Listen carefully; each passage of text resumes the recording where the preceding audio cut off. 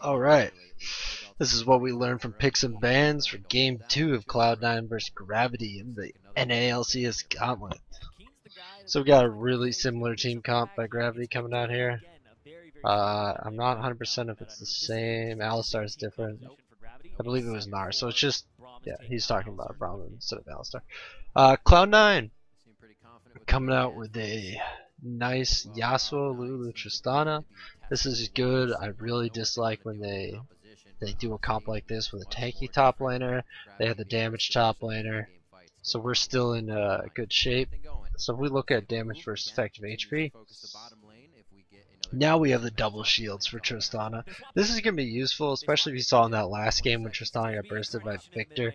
Now with a Lulu and a Karma, they should be able to put enough shielding on Tristana to survive that sort of disaster. And also Yasuo can block the Ash arrows, can block the lasers, can block a lot of stuff.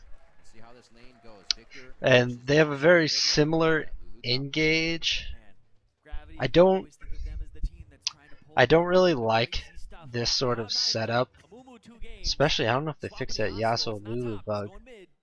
Keep an eye out for that. Yasuo could ult Lulu in the middle of Yasuo's ultimate. It will heal the targets instead of damage them, roughly. But anyways, I don't like that Cloud9's team comp doesn't have enough knockups for Yasuo. Lulu should only be ulting onto Tristana pretty much for the majority of the fight unless Yasuo really needs it. And Tristana's pretty safe. Like, it's mainly whoever Victor ults is who Lulu should ult, and it should be Tristana primarily. But Tristana can help Yasuo with the knockup. There's really no one else, and I don't like that. So let's get into this. Damage versus effective HP. Just like in game 1, Gravity has more than enough damage coming out, whereas Cloud9, they still got good damage. Tristana with Yasuo is consistent, Tristana's consistent damage, and Lulu has the shields and heals to fight off the bursts, so their consistent damage will survive for the amount of time necessary to do the damage to Gravity. They're kind of neutral in this. Gravity has a tank, so it'll take longer to kill. C9 has shield, so they'll take longer to kill. C9 is more consistent, Gravity's more burst, so it'll be maybe a little bit slower for Gravity. So maybe C9 a little bit, but it's not that big of a deal for effective HP. Pressure versus engage. Very similar situation to last time. Cloud9's not really going to have much pressure until later in the game, as soon as the Tristana gets longer range than Ash, but Keen's going to be able to put that pressure back onto Tristana with his threatening burst. So it's sort of neutral. Engage wise, now you have the Mumu, again, strong engage. You have the Gnar Ash arrow. Asho is a little bit more countered, but that's more of the pick. It's definitely going to start a fight if it happens. And you have Gnar to go in to always start fights or teleport flank to start fights if you want, because he's a tank. So carry versus control. Same situation, Cloud9 a little bit of an advantage. Gravity now has less targets to deal with. Alistar should be able to knock Yasuo out if he comes in, if they want to play it that way. They have the double exhaust for Yasuo coming in. This is sort of an issue for C9 now because that only leaves Tristana in the back line to do damage, and for whatever reason, if they try to save Yasuo who's jumping into this double exhaust like death hole, then Tristana's going to be vulnerable if Victor saves his abilities. So we're kind of going neutral on this, whereas Cloud9 had an advantage before. Now that they only have a dual threat, it's kind of close. Poke versus sustain. So Gravity has this again, but it's not as strong. Their poke is definitely stronger, but their sustain's not that good. But I mean, they still have this. Pick versus disengage. Pick versus disengage. Gravity again with the Ash arrow. They get the pick. C9. The Lulu ult's like a little bit more disengagey, I guess. It's not really. It's not really a lot of disengage. Again, they have to sort of sacrifice something or sacrifice some stuff. What Gravity does. So pick versus disengage goes to Gravity again. Their team comp. Burst versus healing.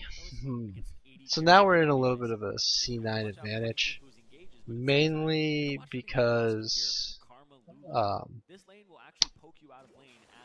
Yasuo, if he actually gets his ult off, there's nothing really Gravity can do about it. Like once that damage burst is down, it's down. Unless they get an exhaust. Whereas C9 can ult whoever the victor's trying to kill in the Ashe combo. So C9 actually wins a little bit here. You know, I kind of going back up here.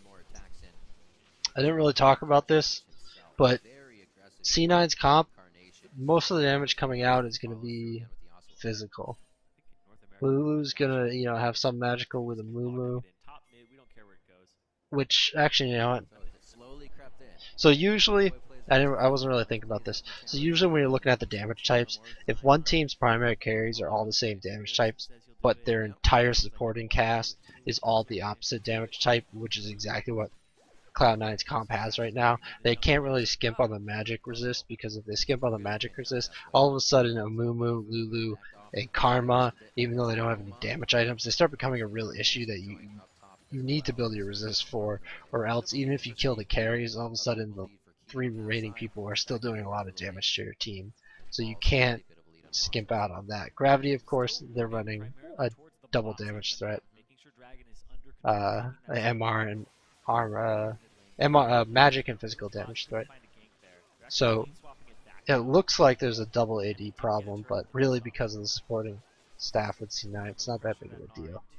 Split push. Both teams are kind of neutral. Actually, ooh, this is interesting. This is an advantage for Gravity. So if Gravity splits with Gnar and forces Lulu to go to Gnar, then Tristana's never going to have Lulu there to counter the burst that Gravity has. And in that situation, it makes Cloud9's single advantage of picking Lulu basically worthless, because if Gravity engages on a fight and drops the Victor ult and laser and kills Tristana before Lulu can ult them, there's no point to even pick Lulu in the first place. So that's something you got to keep in mind, especially if you're picking Lulu and like how you're going to be playing with that teleport. That's why I really don't like top lane Lulu. They really should have switched it around. Incarnation should have been Lulu, and High should have been Yasuo, but that's not a big deal. Actually, no, I think it is a big deal, but it depends how Gravity plays it. So again, we're in the same situation. Basically, like it's literally the same situation, except I think Cloud9 has less of a chance to win the team fight, but they have a better team fight. So their late game is a lot better with Tristana because they have, but they have to make use of it. So it's still Gravity should have a smaller chance of winning, but C9 like team fight, it's I don't know how to say it, because Cloud9 can protect Tristana more, so the way the last game ended won't end the same way this game does. And we're pushing way too long with this, so I'm going. It's the same thing as last time. So there we go. Gravity, small chance of winning. Late game Tristana comes about. She's going to be even stronger in this, and she probably will win the game with Cloud9. But Gravity does have the tools to deal with it if they make proper use of them.